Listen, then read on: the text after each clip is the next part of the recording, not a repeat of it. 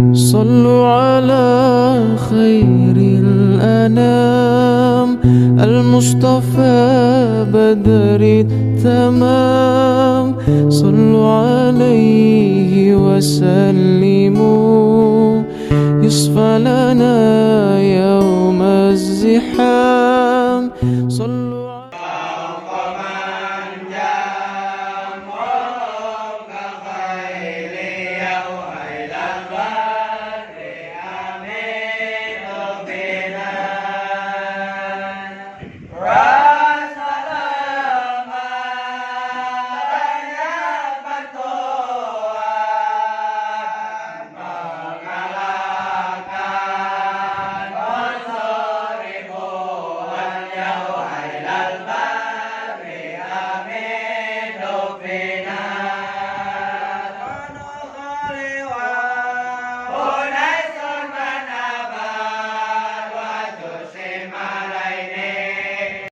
sing hikmat, sing usuk, mudah-mudahan kurang sedena dipaparingan ilmu anu berkat manfaat anu biasa nyelametkeun urang di dunia oge di akhirat. Billahi taufiq wal hidayah wa ridwan inayah wal afu minkum. Wassalamualaikum warahmatullahi taala wabarakatuh. Agozi ya, anjeunna pendidikan pesantren di Darul Ulum Matakah dan di Jawa Timur. Kurang bangkit sadayana, mudah-mudahan hasil yang bermanfaat ya. Mudah-mudahan menjadi kiai kalitan pada wakalitan tausiah kaulang sadayana oleh firman maulid. Maka kami berserahkan kepada Allah. Bismillahirrahmanirrahim. Bismillah ma syaa Allah la yasrifu al-khaira illa Allah. Bismillah ma syaa Allah la yasrifu as-su'a illa Allah. Bismillah ma syaa Allah ma kana min ni'matin fa min Allah. Bismillah ma syaa Allah la hawla wa la quwwata illa billah. Assalamu alaikum warahmatullahi ta'ala wabarakatuh. Assalamualaikum warahmatullahi ta'ala wabarakatuh.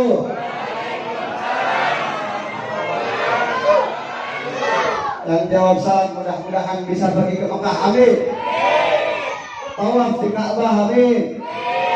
Sa'i baina Safa wal Marwah, amin. Habis sa'i kita pergi ke Madinah, amin. Ziarah ke makam Rasulullah. Habis jalan ke makam Rasulullah kita pergi ke Jeddah, beli baju mewah kayak punya saya, alhamdulillah. Habis dari Jeddah kita pulang ke rumah, beli tanah, bangun rumah mewah. Dan belum punya istri, mudah-mudahan diberikan istri yang salehah, amin. Dan yang sudah punya keluarga dijadikan keluarga yang sakinah mawaddah warahmah. Terlebih-lebih kita memohon kepada Allah Subhanahu wa ta'ala untuk dimeninggalkan kita, dimatikan kita dalam keadaan husnul, insya amin amin ya rabbal. Alhamdulillah, alhamdulillahilladzi nazzala minas sama'i ma'an mubarakan fa'ambata bihi jannatin wa habbal hasir wan nakhla باسقات لها طلع نديد وأنعم بالنعم ابتلاء وامتحانا فمن شكر فإنما يشكر لنفسه ومن كفر فإن الله غني حميد. أشهد أن لا إله إلا الله وحده لا شريك له وأشهد أن محمدا عبده ورسوله لا نبي بعده. اللهم صل وسلم وبارك وكرم ومجد وعظم على سيدنا وحبيبنا وشفيعنا وقرة أعيننا محمد الفاتح لما أغلق والخاتم لما سبق ناصر الحق بالحق والهادي إلى صراطك المستقيم وعلى آله وصحبه حق قدره ومقداره العظيم. أما بعد. Yang sama-sama kami hormati dan yang sama-sama kami muliakan, bil khusus para habaib, para kiai, para asatidz dan para hadirin yang sudah hadir di malam yang mulia ini, yang saya khususkan yang telah hadir bersama kita, Sayyidul Habib Naufal bin Idrus Al-Abbas, yang mudah-mudahan berkat kehadiran beliau inilah seorang cucu zuriyah Nabi Muhammad SAW menjadi sabab musababnya kita bisa mencintai dan dicintai oleh Nabi Muhammad SAW. Dan juga yang sama-sama kami hormati dan yang sama-sama kami muliakan keluarga besar Majelis Ta'lim Al-Muhtadin yang tidak dapat saya sebutkan satu persatu namanya tanpa mengurangi rasa hormat, takdir dan sayang fakir kepada mereka semua. Dan terlebih-lebih yang sama-sama saya hormati dan yang sama-sama saya muliakan orang tua saya sendiri yang telah hadir, yaitu Pak Haji Abdul Mujib dan Ibu Siti Khadijah. Mudah-mudahan beliau dipanjangkan umurnya, amin. Dilancarkan urusannya, amin. Disehatkan badannya, amin. Amin ya Rabbal. Alhamdulillah, puja dan puji syukur kita aturkan kepada Allah Subhanahu wa taala. Hadirat Allah Subhanahu wa taala yang telah memberikan kita semua nikmat yang sangat agung, nikmat yang sangat mulia, nikmat bahkan tidak ada tandingannya, yaitu nikmat iman dan Islam. Dan juga kita sama-sama bersyukur kepada Allah Subhanahu wa taala atas nikmat sehat wal afiat, karena berkat nikmat tersebut Allah Subhanahu wa taala memberikan taufik dan hidayah kepada kita semua, melangkahkan kaki kita menuju majelis yang mulia ini tidak lain dan tidak bukan untuk menghadiri, untuk memuliakan kelahiran Nabi Muhammad sallallahu alaihi wasallam. Ma'asyiral hadirin rahimakumullah.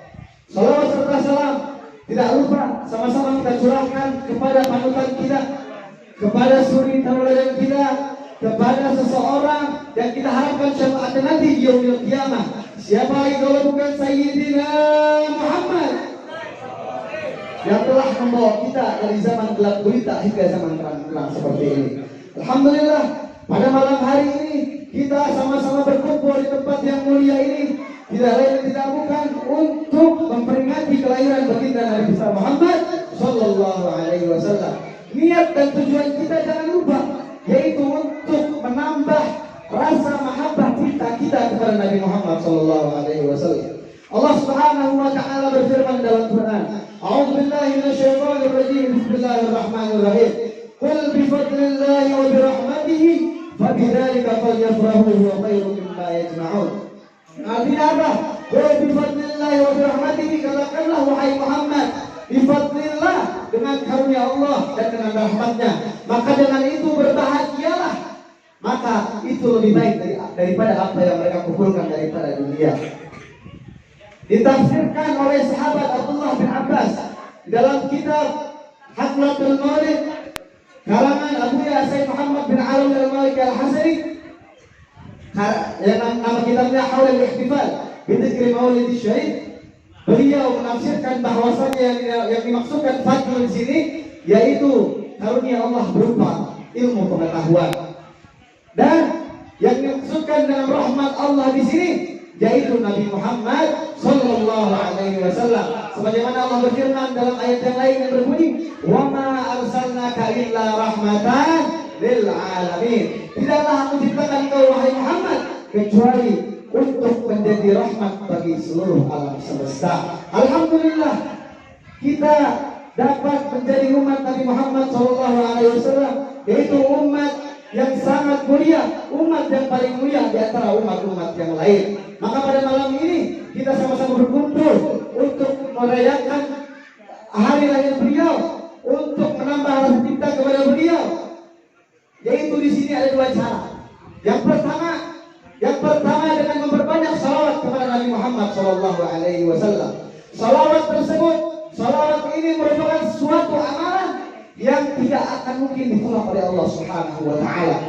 Kita tidak tahu amalan kita seperti sholat, seperti zakat, puasa, semua amalan kita belum tentu diterima oleh Allah Subhanahu wa taala.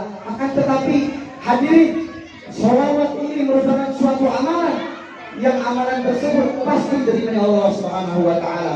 Dikatakan dalam syair, "Adris salata 'ala Nabi Muhammadin faqabuluha hatman bi ghairi taraddudi."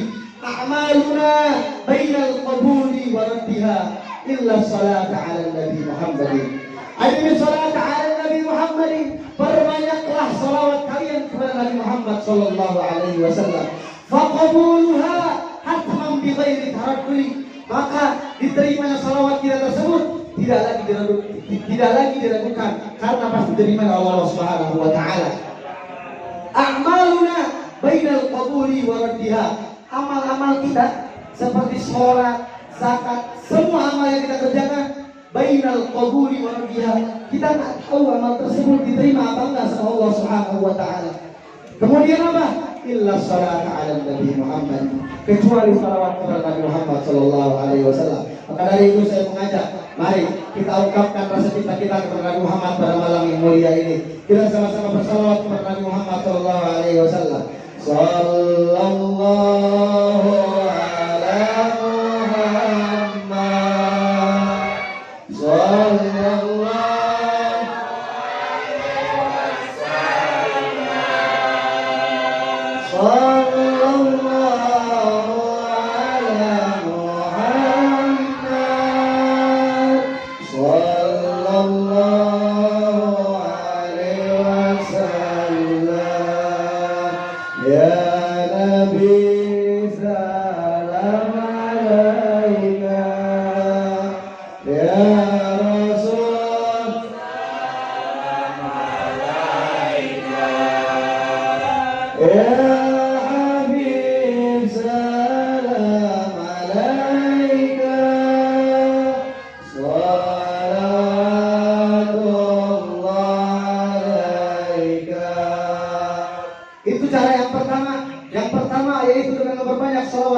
Muhammad sallallahu alaihi wasallam. Terlebih-lebih kita berada pada bulan yang mulia, yaitu bulan Rabiul Awal, yang tadinya nggak pernah salawat, baca salawat kepada Nabi Muhammad.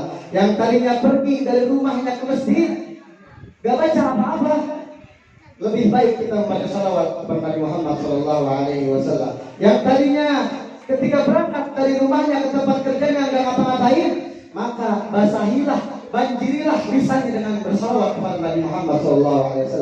Lalu yang kedua apa? Yang kedua, dengan menghormati, dengan mentazimi, kita hormat dan tazim kepada siapa? Kepada zuriyah cucu Nabi Muhammad SAW. Siapa para habaib? Siapa itu para zuriyah Nabi Muhammad SAW? Mereka itu adalah seseorang yang darah dagingnya menyambung kepada Nabi Muhammad SAW. Jangan lihat seperti apa orangnya, jangan lihat seorang Habib itu bagaimana kelakuannya. Pandanglah, hormatilah mereka, karena dalam tubuh mereka mengalir darah yang mulia, yaitu darah Nabi Muhammad SAW. Makanya kita sedih pada zaman sekarang, kita sedih banyak para habaib yang dikriminalisasi, betul. Banyak para habaib yang dibenci, betul. Hati-hati yang benci sama habaib. Hati-hati yang benci sama zuriyah Nabi. Nabi Muhammad SAW sudah berpesan sama kita, haula itrati, mereka semua adalah darah dagingku, mereka semua adalah cucuku, kata Nabi Muhammad. Khuliqu min tinati, mereka diciptakan dari tanah di mana aku diciptakan.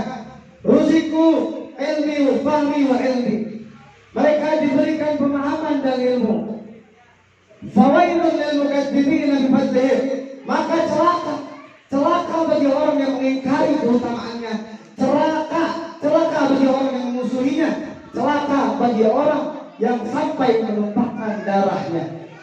Maka dari itu, seseorang yang membenci zuriyah Nabi, seseorang yang memusuhi zuriyah Nabi, jangan harap ketika nanti di yaumil qiyamah mendapat syafaatnya Nabi, karena Nabi Muhammad tidak akan berikan syafaat kepada siapa yang memusuhi atau yang membenci zuriyah Nabi Muhammad SAW.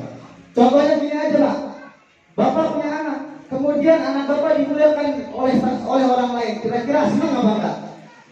Anak Bapak dicintai oleh orang lain, kira-kira senang apa enggak? Begitu juga dengan Nabi Muhammad SAW. Nabi Muhammad SAW mempunyai zuriyah, Nabi Muhammad SAW mempunyai cucu keturunan yang sampai sekarang masih ada. Maka dari itu, hormatilah mereka, sayangilah mereka, hormati bagaimanapun mereka, karena yang penting di dalam tubuhnya mengalir darah yang mulia, darah baginda Nabi Muhammad Sallallahu Alaihi Wasallam. Maka dari itu jangan sia-siakan di bulan yang penuh mulia ini, yang penuh dengan kemuliaan ini, bulan di mana dilahirkannya seseorang yang paling baik akhlaknya, seseorang yang paling baik budi pekertinya. Kemudian bagaimana kita akan taat kepada Nabi Muhammad Sallallahu Alaihi Wasallam? Roman-romannya nih, kalau kita taat sama orang, kayaknya nggak bisa kalau tidak dilandasi dengan rasa cinta, betul? Nggak bisa kita taat kalau nggak dengan rasa cinta. Karena apa? Sahabat Nabi Muhammad Sallallahu Alaihi Wasallam dilandasi dengan cinta. Maka dari itu mereka semua meladani apa-apa yang dilakukan oleh Nabi Muhammad. Para tabi'in dan juga para generasi selanjutnya hingga kita umatnya di akhir zaman ini bisa mencontoh Nabi Muhammad. Karena apa? Karena kita punya rasa cinta dalam hati kita. Dan dikatakan dalam syair, in kana hubbuka sadiqan la ta'tahu innal muhibba liman yuhibbuhu mudhi'. In kana hubbuka sadiqan, jika seandainya jika rasa cintamu itu benar adanya, maka kau akan taat kepada siapa yang bisa dicintai oleh engkau. Innal muhibba liman yuhibbuhu mudhi'. Karena sesungguhnya para pecinta kepada orang yang dicintainya itu taat kepadanya. Maka dari itu, mari sama-sama kita mulai melaksanakan sunnah-sunnah Nabi Muhammad SAW. Apa-apa yang bisa kita lakukan daripada sunnah-sunnah Nabi Muhammad, kita lakukan. Karena kita tidak tahu di situ mungkin karena kita melakukan sunnah Nabi Muhammad, Allah ridho terhadap kita. Karena Allah Subhanahu wa Ta'ala menyembunyikan 3 perkara dalam 3 perkara, sebagaimana dikatakan oleh Imam Zainal Ali Zainal Abidin, bahwasanya Allah Subhanahu wa Ta'ala menyembunyikan 3 perkara dalam 3 perkara. Yang pertama apa? Allah Subhanahu wa Ta'ala menyembunyikan keridhaannya di dalam ketaatan seorang hamba. Maka dari itu janganlah sekali-kali kita meremehkan sekecil apapun bentuk ketaatan, karena bisa jadi dalam ketaatan tersebut Allah Subhanahu wa Ta'ala ridho terhadap kita. Yang kedua apa? Allah Subhanahu wa Ta'ala menyembunyikan kemaksiatannya, menyembunyikan kemurkaannya di dalam kemaksiatan seorang hamba. Maka dari itu janganlah sekali-kali kita meremehkan sekecil apapun itu perbuatan maksiat, karena bisa jadi wal'iyadzubillah dalam kemaksiatan tersebut Allah murka terhadap kita. Yang ketiga apa? Allah Subhanahu wa Ta'ala menyembunyikan kewalian di antara hamba-hambanya. Maka dari itu janganlah sekali-kali kita meremehkan seorang pun dari hamba-hamba Allah, karena bisa jadi dia kekasih Allah Subhanahu wa Ta'ala. Mungkin cukup sekian dapat saya sampaikan, kurang lebihnya mohon maaf, karena setelah ini kita akan mendengarkan faedah-faedah yang insya Allah lebih-lebih daripada yang telah saya sampaikan. Wabil khusus oleh Habib Naufal bin Al-Abbas dan juga Kiai Haji Hilman, dan mudah-mudahan Allah Subhanahu wa Ta'ala memberkahi kita pada malam hari ini. Amin. Allah Subhanahu wa Ta'ala tidak keluar kita dari tempat ini kecuali Allah Subhanahu wa Ta'ala mengangkat semua penyakit-penyakit yang sakit. Amin. Allah Subhanahu wa Ta'ala melancarkan semua urusan-urusan kita. Amin. Allah Subhanahu wa Ta'ala melunaskan semua hutang-hutang kita. Amin. Allah Subhanahu wa Ta'ala terlebih-lebih kita diwafatkan dalam keadaan husnul khatimah. Amin amin ya rabbal alamin. Mungkin cukup sekian yang dapat saya sampaikan, kurang lebihnya mohon maaf. Unzur ma qala wala tanzur ma qala, unzur ma qala wala tanzur man qala. Lihatlah apa yang dibicarakan, akan tetapi jangan lihat siapa yang berbicara. Karena yang berbicara di depan ini tidak lebih mulia daripada antum semua yang mendengarkan. Wabillahi taufiq wal hidayah wal inayah. Assalamualaikum warahmatullahi taala wabarakatuh. Muhammad Al-Ghazi, Zahid Al-Ghazi, mudah-mudahan ilmunya bermanfaat buat kita sekalian dan menjadi santri yang soleh, ya, ditambah-tambah ilmunya, ya, diterangkan hati dan pikirannya, ditetapkan di jalan Allah Subhanahu wa Ta'ala, menjadi pejuang agama. Amin ya Allah ya Rabbal alamin. Hatur selanjutnya ayahnya itu Bapak ya kepada tampil nyata Muhammad Iman, Ustaz Muhammad Iman, ia putana sesepuh ulang kadayana keluarga Haji Muhtadin, ya, pengajian itu Pak Kapolresnya Ustaz Muhammad Iman diantos di majelis. أعوذ بالله من الشيطان الرجيم بسم الله الرحمن الرحيم وما محمد إلا رسول قد خلت من قبله الرسل أفإن مات أو قتل انقلبتم على أعقابكم ومن ينقلب على عقبيه فلن يضر الله شيئا وسيجزي الله الشاكرين وما كان لنفس أن تموت إلا بإذن الله كتابا مؤجلا ومن يرد ثواب الدنيا نؤته منها ومن يرد ثواب الآخرة نؤته منها وسنجزي الشاكرين وكأين من نبي قاتل معه ربيون كثير فما وهنوا لما أصابهم في سبيل الله وما ضعفوا وما استكانوا والله يحب الصابرين وما كان قولهم إلا أن قالوا ربنا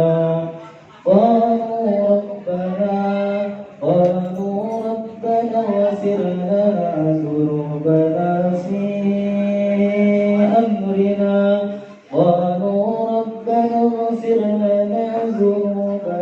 وإسرافنا في أمرنا وثبت أقدامنا وانصرنا على القوم الكافرين فآتاهم الله ثواب الدنيا وحسن ثواب الآخرة والله يحب المحسنين بسم الله الرحمن الرحيم وما أرسلناك إلا رحمة للعالمين صدق الله العظيم والسلام عليكم ورحمة الله وبركاته.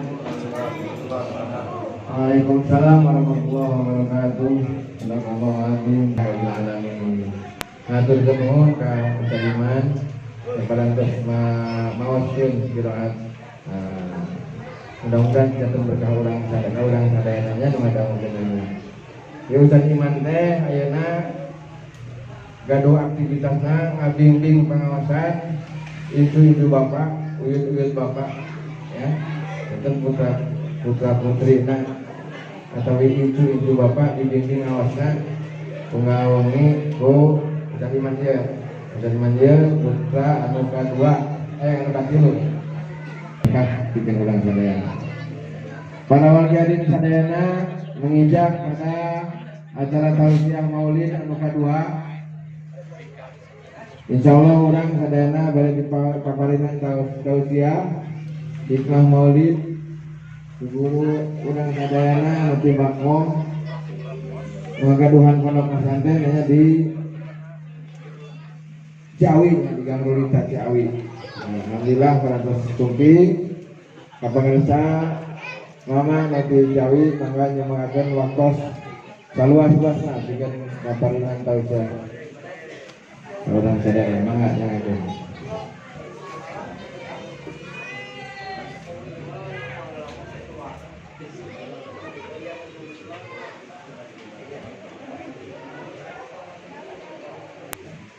Assalamualaikum warahmatullahi wabarakatuh. Bismillahirrahmanirrahim. Alhamdulillahirabbil alamin. Wassalatu wassalamu ala asyrafil anbiya'i wa imamil mursalin Sayyidina wa maulana Muhammadin wa ala alihi wa ashabihi ajma'in amma ba'du. Sabadana yang gagal kaya tulisannya anu kesu pribados dihormati Bapak Haris, oke keluarga besar Majlis Al-Muqtadir anu dimuliakan oleh Allah Subhanahu wa taala. Anu kesu pribados dihormati khusus kapan masana Habib anu di yang bersiku selaku diriaknakan di Rasul. Mudah-mudahan kuayah mangana kurang ieu kainin syafaat di kanjeng Rasulullah sallallahu alaihi wasallam. Di alam surga anu pangnikmat-nikmatna eta ningali ka Allah. Eueuh deui ngadengi kalam Allah jeung ningali kana zat Allah. Sehingga cek Allah, assalamualaikum ya ahlal jannah. Kabeh naon uluk salam. Didinya teu noleh ka mana-mana deui. Teu noleh ka mana-mana deui, disuning ningali kana zat Allah, ngarungu kana kalam Allah. Eueuh nu paling nikmat eta. Nah, berarti nalika urang bersolat, urang ieu menikmati kana eta salat. Jadi ulah selamat menunaikan ibadah sholat maghrib. Ganti selamat menikmati ibadah sholat maghrib. Ari menunaikan, yang menunaikan ketika Allahu Akbar sholat, ari kakek hati, ari benar tak benar, yang penting menunaikan. Ganti jadi selamat menikmati ibadah sholat maghrib. Kunaon sababna para ulama nepikeun ka ribuan rakaat. Eta teh mampu sapoe saputing kadang eta bisa aya dina salat karena naon? Karena salat eta dinikmati. Cek Sayyidina Ali katusuk Sayyidina Ali kutumbah Sayyidina Ali ulah warga dicabut ayeuna. Lamun kaula keur salat teu gae eta cabut tumbah. Naon sababna? Geus teu karasa naon. Bangun ku nikmat-nikmat ka salat. Urang mah dua rakaat geus teu geunah ya. Geus teu geunah kok cicing di masjid teh ya. Cicing di masjid padahal eta nganggo rakaat. Nah orang munafik kos sapi cicing di masjid teh eta kos lauk di daratan. Jadi mau betah orang munafik kos sapi cicing di lauk cicing di masjid teh kos lauk di daratan. Kumaha kecepakan dia. Kecepakan begitu. Jadi salat eta dinikmati. Nah kumaha carana nikmatna di salat? Ya berarti eta pasti bertahap. Aya tahapan-tahapanna salat. Tapi mah mingguan enggak tadi mati sieun. Aya tahapan-tahapanna salat. Aya tahapan-tahapanna supaya eta salat urang bisa dinikmati. Nomor kahiji cek Imam Ghazali anu disebutkeun khusyuk teh nyaeta hudurul qalbi. Hadir hati urang. Dia hadir. Kumaha carana hadir teh apakah urang serius salat ieu? Serius. Lahir. Jadi anu dihitung-hitung hati urang. Salat dua dia eta makruh, ya makruh. Berarti eta mah jahil, khusus secara jahil. Nah secara batinna hudurul qalbi teh kumaha? Anu secara hudurul qalbi ya minimal urang ulah disebut munafik ku Allah. Urang ulah disebut munafik ku Allah. Cek urang Allahu Akbar. Allah Maha Besar. Maksudnya lain Allah anu besar, tapi urusan jeung Allah eta anu paling besar.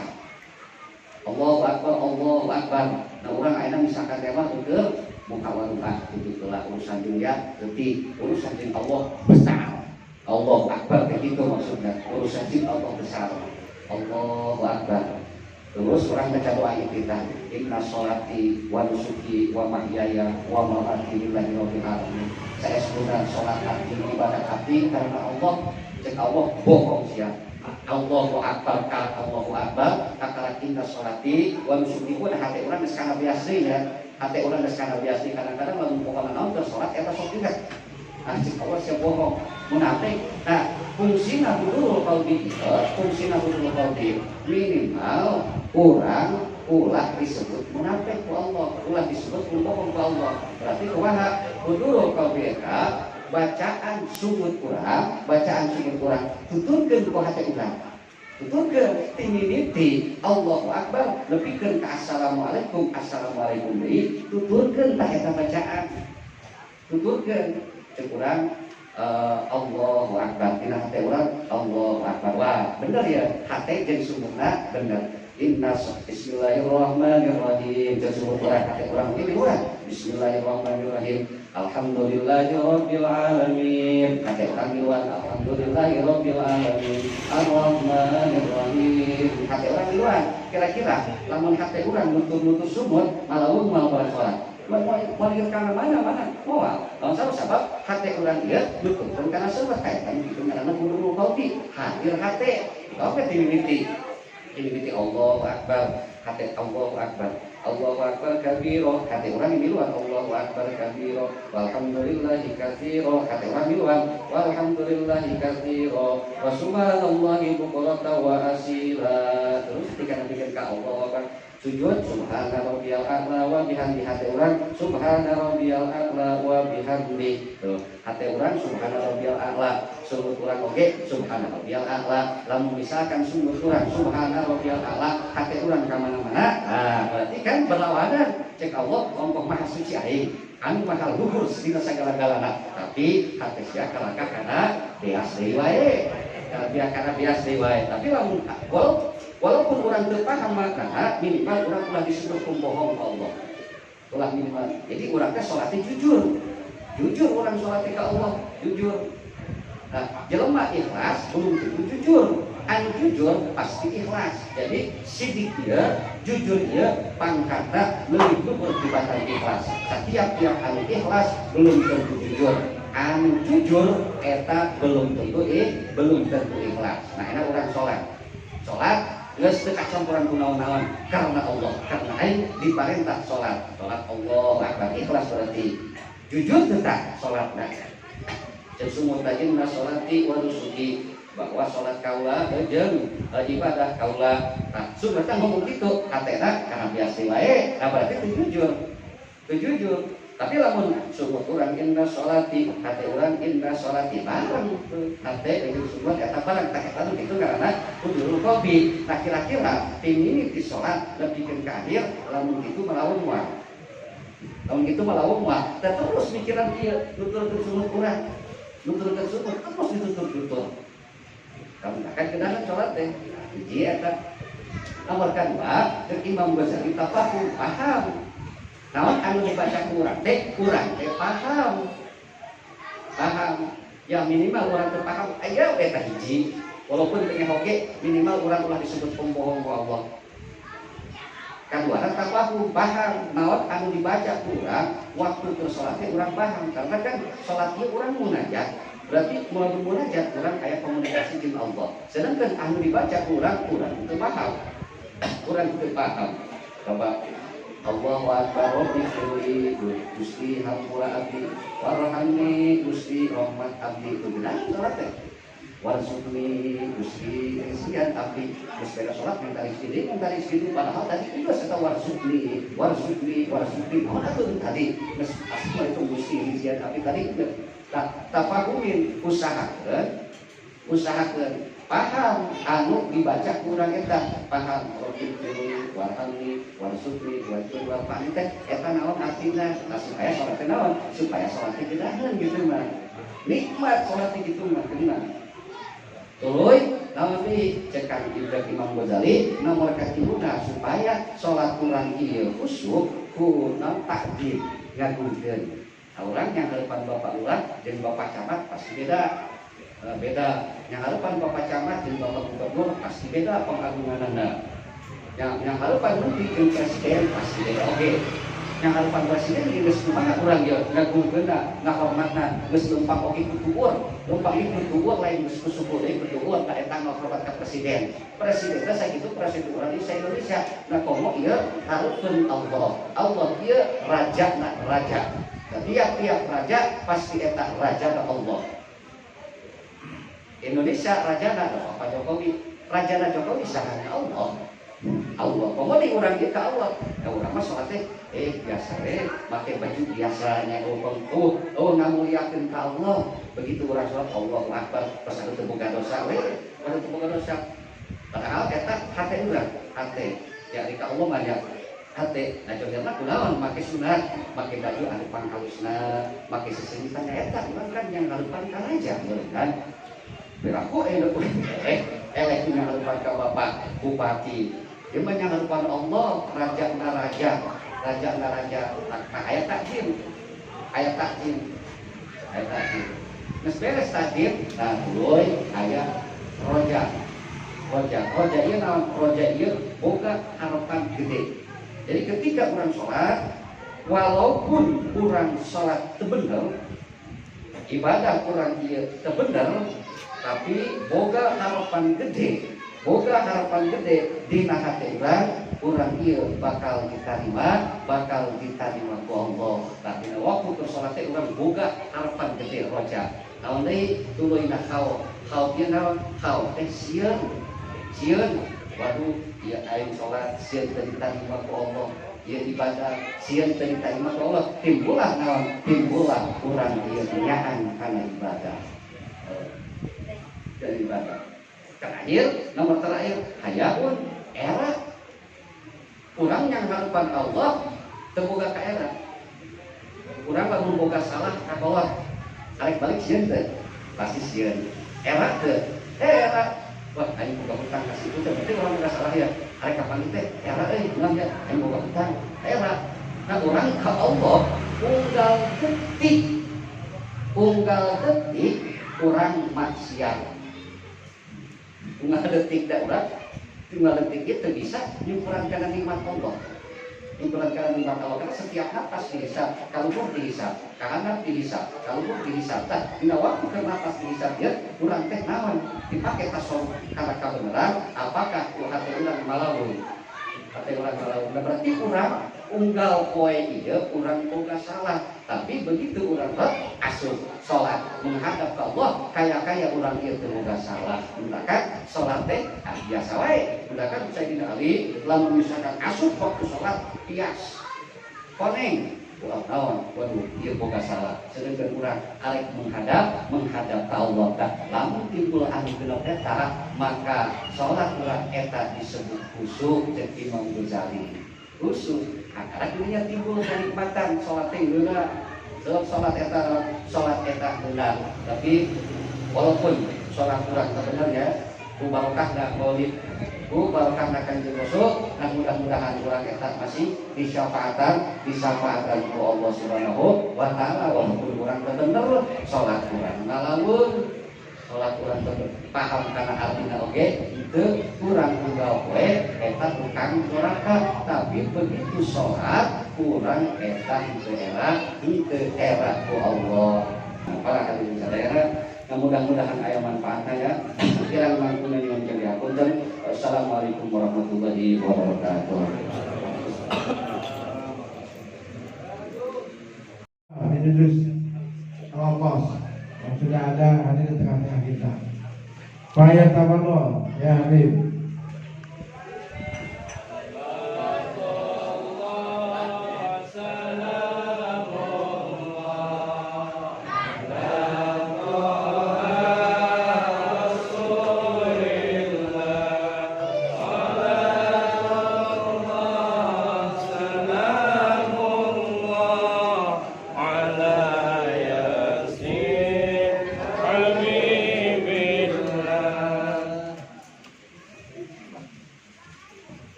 Assalamualaikum warahmatullahi wabarakatuh. Ya salamnya juga masih lemas nih. Udah kemalaman apa udah? Sekali lagi jawab salamnya yang kencang, yang keras suaranya, biar seger, maksudnya biar seger. Ya. Assalamualaikum warahmatullahi wabarakatuh.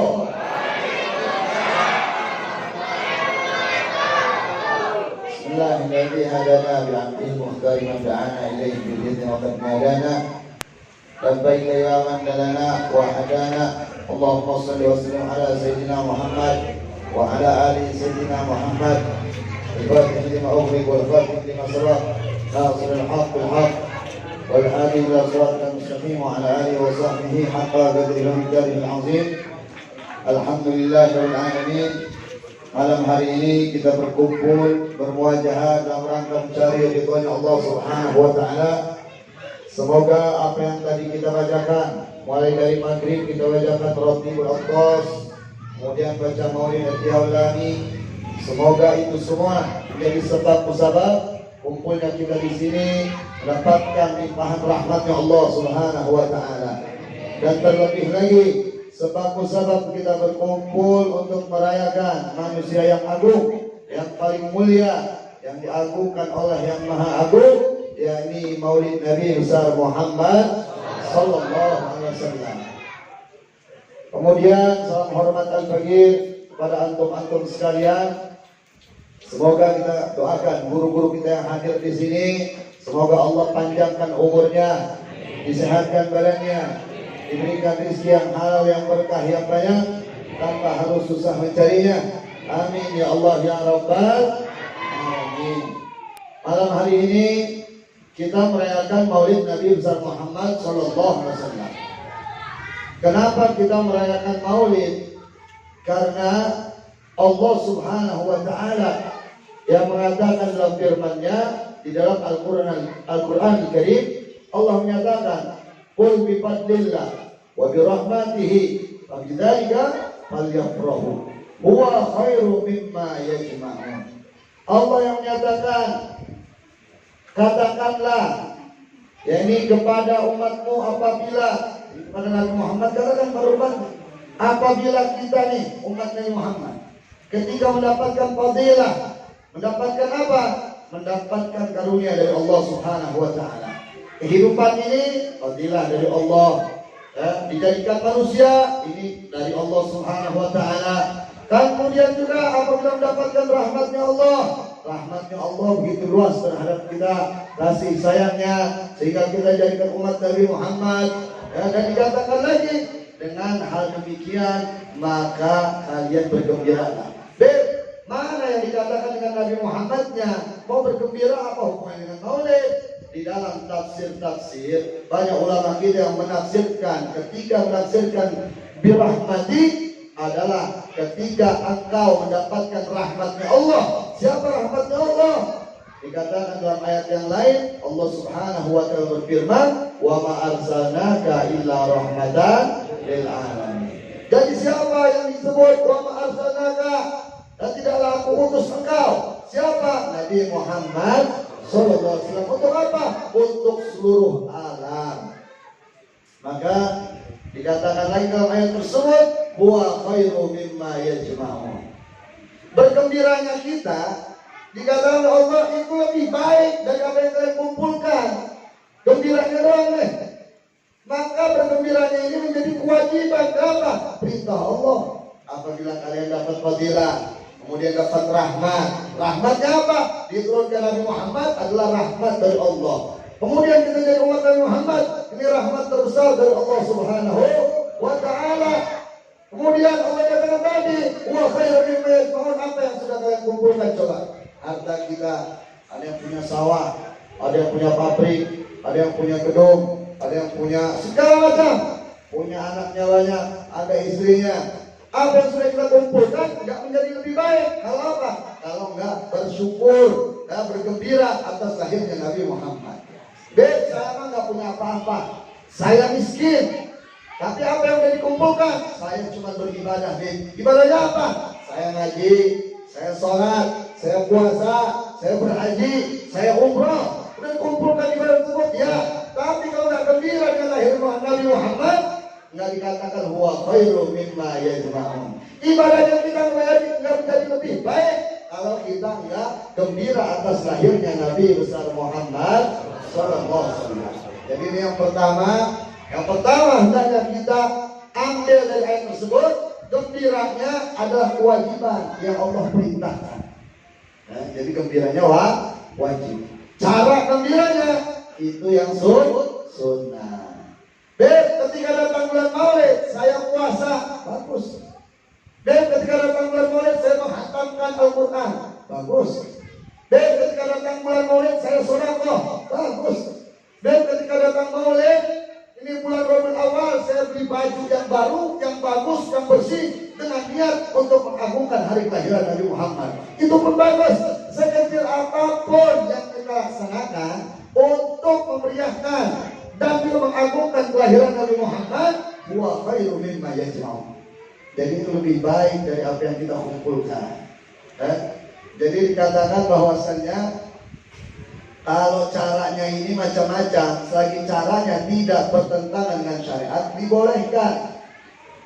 Jadi kalau kita maulid di kampung kita, ngumpulin orang, kita baca rawih, baik berjanji, maulid tiba, serafal anak, maulid sintudurat, maulid yang lainnya dibaca, kemudian kita adakan penceramah, dan ini cara ekspresi gembira kita atas lahir Nabi besar Muhammad. Jadi caranya ini sunnah. Gembiranya itu wajib. Jangan sampai dalam hati ketika datang bulan Maulid, aduh ini bulan musyrik lagi, bulan musyrik lagi. Inna lillahi wa inna ilaihi raji'un. Sedangkan ketika Nabi Muhammad SAW ketika lahir ke dunia, bahwasannya burung-burung ini semua berkicau menyambut apa? Menyambut kelahiran Nabi Muhammad SAW. Bebatuan di kota Mekah menyambut lahirnya Nabi Muhammad SAW. Daun yang masih di pohon dan yang telah jatuh menyambut lahirnya Nabi Muhammad. Tahunya dari mana? Orang-orang Mekah selintas mereka semua mendengar ketika lahirnya malam kelahiran Nabi Muhammad. Ini semua berbicara dan ucapan Assalamualaikum ya Rasulullah, Assalamualaikum ya Nabiullah. Ini terdengar oleh orang-orang Mekah pada saat itu. Bahkan Allah Subhanahu wa Ta'ala menutup segala macam kemusyrikan yang ada. Yang masyhur kita dengar setiap tahun, patung di dalam Ka'bah ini ada banyak. Ada yang kecil, ada yang besar. 4 yang besar di dalam Ka'bah. Semuanya jatuh tersungkur dengan kepala ke bawah. Siapa yang melakukan itu? Angin nggak masuk ke dalam Ka'bah. Angin sekencang apapun, lagian patungnya besar. Artinya apa? Allah memuliakan Nabi Muhammad dengan menutup segala macam kemusyrikan yang ada di muka bumi. Api yang di Persia disembah sama orang Majusi. Ini selama ribuan tahun, api nggak pernah padam. Ditambah minyaknya dia nggak mati. Terus saya ditambah hubungan bawah, wah hebat ya api nggak mati enggak. Tapi ditambah terus kayu bakarnya, minyaknya ditambah terus. Biar apa? Biar Tuhannya nggak mati. Kalau mati ya Tuhan mati gimana? Sehingga disembah sama mereka.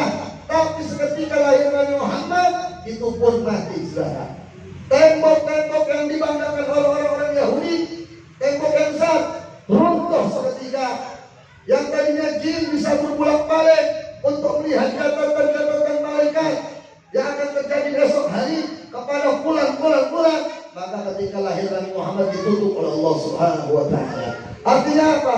Allah mengagungkan kelahiran Nabi besar Muhammad sallallahu alaihi wasallam. Kalau Allah sudah mengagungkan, artinya Allah suruh ini dicontohin sama Allah. Asalkan tata caranya yang tidak bertentangan dengan syariat, maka dibolehkan dengan cara apapun. Kecuali saya ngadain maulid besok di kampung saya 7 hari 7 malam. Hari pertama kita ngadain goreng. Hari kedua kita panggil dangdut. Hari ketiga, wah ini maksiat semua 7 hari juga. Ini yang diharamkan. Apapun acaranya, baik acara Islam, acara kenegaraan, apabila acara tersebut mengharamkan ataupun diharamkan dalam syariat Islam, maka haram acara tersebut, apalagi dikaitkan dengan acara Islam. Jadi yang pertama, dari kita gembira atas kelahiran Nabi besar Muhammad sallallahu alaihi wasallam. Caranya bermacam-macam, karena nggak setiap orang bisa bikin maulid seperti ini. Ada yang kerjanya hadir doang, betul nggak? Oh saya mah hadir aja dah. Saya nggak bisa bikin maulid di rumah saya. Uang saya sedikit, saya nggak kuat buat mengundang yang lain. Terus gimana? Ya udah, antum yakin Allah saya gembira atas lahirnya Nabi Muhammad di bulan Rabiul Awal. Dengan gembira ini, saya datang ke tempat maulid yang diadakan oleh tetangga saudara saya yang ada di sekitar saya. Jadi ini rasa gembira ekspresi yang dia luangkan di dalam acara tersebut. Dan tadi katakan wa khairu mimma yajma'un, bisa jadi niatnya kita, senangnya kita ini yang mengantarkan cintanya Allah kepada kita. Kalau Allah cinta kepada kita, maka insya Allah segala macam urusan dunia akhirat dimudahkan oleh Allah Subhanahu wa Ta'ala. Tersebab apa? Tersebab kita memuliakan kekasih Allah Subhanahu wa Ta'ala, maka Allah pun akan mencintai kita dan memuliakan kita. Maka datangnya Nabi Muhammad SAW adalah hudan linnas, untuk memberikan petunjuk kepada para manusia. Apa yang dikatakan oleh Nabi Muhammad SAW dalam hadisnya? Nabi mengatakan la yu'minu ahadukum hatta ahabba akuna ilaih min walidayhi wa waladihi wa minan nasi ajma'in. Nabi katakan tidak beriman di antara kalian sehingga kalian lebih mencintai aku dibandingkan kedua orang tua kalian, dibandingkan anak-anak kalian, dibandingkan harta yang manapun, dibandingkan jabatan manapun. Sehingga apa? Kewajiban mencintai Nabi Muhammad ini adalah iman kepada Allah Subhanahu wa Ta'ala lewat Nabi Muhammad SAW adalah mutlak adanya. Kalau mau cinta sama Allah, cintai Nabi Muhammad SAW. Maka Allah pun mengatakan bahwasanya qul in kuntum tuhibbunallah fattabi'uni yuhibbukumullah. Kalau mau dapat cintanya Allah, kata Nabi Muhammad dalam firman Allah SWT, fattabi'uni, ikutilah aku. Maksudnya apa? Ikuti sunnah-sunnah Nabi, cintai Nabi Muhammad tanpa ada kekurangan apapun. Agungkan Nabi Muhammad seagung-agungnya. Kenapa demikian? Karena Allah pun mengagungkan Nabi Muhammad Sallallahu Alaihi Wasallam. Maka kita hambanya wajib mengagungkan Nabi Muhammad Sallallahu Alaihi Wasallam. Nabi Muhammad ahsanan nas, wa ajwalan nas, wa asya'an nas. Beliau adalah sebaik-baiknya manusia dan segi rupa, dalam segi bentuk tubuhnya sebaik-baiknya manusia. Ahsanan nas, wa ajwalan nas, wa asya'an nas. Beliau adalah sedermawan-dermawannya manusia. Kalau cari manusia paling dermawan dari zaman Nabi Adam sampai akhir zaman, tidak mungkin ada yang melebihi dermawannya Nabi besar Muhammad SAW. Dan Nabi Muhammad setegas-tegasnya manusia. Itulah Nabi besar Muhammad SAW. Dari segi rupa Nabi Muhammad amat tampan. Ketika Nabi pun lahir, ini bercahaya. Bukan kelebihan, ngomong Nabi Muhammad bercahaya, ini berlebih-lebihan. Tidak ada berlebih-lebihan. Banyak di dalam hadis ketika sahabat Jabir bertanya, ya Rasulullah, bi abi wa ummi akhbirni an awal syai'in khalaqahu Allah qabla al-asya. Qala ya Jabir, berkata Nabi Muhammad, dan dikatakan sahabat Jabir bertanya, Rasulullah, akhbirni, kasih tahu aku ya Rasulullah, demi ayah dan ibuku, mana yang pertama kali, apa yang pertama kali diciptakan oleh Allah sebelum alam raya diciptakan? Maka Nabi mengatakan, qala ya Jabir, innallaha khalaqa qabla al-asya'i nuran nabiyika Muhammadin sallallahu alaihi wasallam min nurih. Wahai sahabatku Jabir, bahwasanya Allah sebelum menciptakan alam raya, Allah menciptakan nur Nabi-Mu. Jawaban dia bilang, Allah menciptakan cahaya Nabi Muhammad sallallahu alaihi wasallam. Artinya diciptakan dari cahaya. Bashar lakal bashar. Nabi Muhammad manusia, tetapi tidak seperti manusia biasanya. Nabi Muhammad betul jadi manusia, tetapi dari segi penciptaan berbeda. Sebelum alam raya diciptakan, Nabi Muhammad diciptakan oleh Allah pertama kali dalam bentuk nur, disebut Nurul Mustafa, cahaya pilihan Allah Subhanahu wa Ta'ala. Baru di cahaya tersebut diambillah yakni satu untuk dibuatkan kolam. Yang kita tahu banyak riwayatnya Allah menciptakan kainah pertama kali. Tetapi banyak riwayat, salah satu ini riwayat yang sahih secara sanad dan matan hadis bisa dipertanggungjawabkan hadis tersebut, bahwasanya Nabi Muhammad SAW diciptakan pertama kali sebelum alam raya diciptakan masih berbentuk nur cahaya. Kemudian dari situlah berpindah-pindah nur tersebut kepada Nabi Adam alaihissalam, berpindah lagi kepada Nabi Sid alaihissalam. Dari Nabi Adam alaihissalam, Nabi Adam menjadi makhluk yang mulia ketika dititipkan nur Nabi Muhammad sallallahu alaihi wasallam. Maka ada satu malaikat yang enggan beribadah kepada Allah atas perintah Allah, disuruh sujud kepada Nabi Adam. Enggak, dia nggak mau. Sehingga Allah jadikan, yakni Azazil ini menjadi syaitan, jadi musuhnya Allah Subhanahu wa taala. Kenapa? Karena tidak mau menghormati nur cahaya Nabi besar Muhammad sallallahu alaihi wasallam. Jadi jelas ini riwayatnya banyak. Ketika diturunkan cahaya tersebut, nur tersebut berpindah-pindah sampai kepada siapa? Sampai kepada Nabi Syed alaihissalam, anak Nabi Adam alaihissalam. Maka Nabi Syed menjadi nabi yang paling tampan di antara anak-anak yang lain, menjadi orang yang paling pintar di antara yang lain, menjadi beda. Kenapa? Ada nur Nabi Muhammad sallallahu alaihi wasallam. Kemudian berpindah lagi kepada siapa? Kepada Nabi Idris alaihissalam, yang disebut Idris Akhnu ataupun Haunu, nama beliau. Maka dipanggil Idris karena beliau adalah nabi yang pertama kali bisa mencatat, bisa membaca dan mengkaji segala macam. Dipanggil Idris, das dari kata mengkaji. Ibadahnya Nabi Idris satu kali dibandingkan sisi dunia lebih bagus ibadahnya Nabi Idris. Kenapa? Karena ada nur Nabi besar Muhammad sallallahu alaihi wasallam. Berpindah-pindah kepada Nabi Nuh dan terus sampai dengan kepada yakni ayah Nabi Muhammad sallallahu alaihi wasallam. Kemudian berpindahlah kepada Siti Aminah binti Wahab. Nabi Muhammad ketika di dalam kandungan Siti Aminah binti Wahab, ini Siti Aminah binti Wahab tidak pernah merasakan letih, capek, sumpah pikiran, badan gak enak, akan tetap sehat, senantiasa hatinya senang dan lain sebagainya. Ketika lahir Nabi Muhammad dalam keadaan sujud dan bercahaya, bahkan diriwayatkan terlihat gedung-gedung tinggi yang jauh di sana karena cahaya Nabi besar Muhammad sallallahu alaihi wasallam. Dan diriwayatkan Nabi Muhammad apabila berjalan tanpa Nabi Muhammad sudah berjalan maka diiringi oleh awan. Apabila ada cahaya mengenai Nabi Muhammad, maka Nabi Muhammad pun tidak terlihat bayangan dari beliau. Kenapa? Karena beliau ini ada cahaya. Kalau antum punya cahaya, disodorin sama cahaya lagi, mana yang paling kuat cahayanya, maka cahaya yang kalah itu akan ada bayangannya di belakangnya. Kenapa? Kalah terang. Dan matahari menyinari Nabi Muhammad tidak ada bayangannya. Kenapa demikian?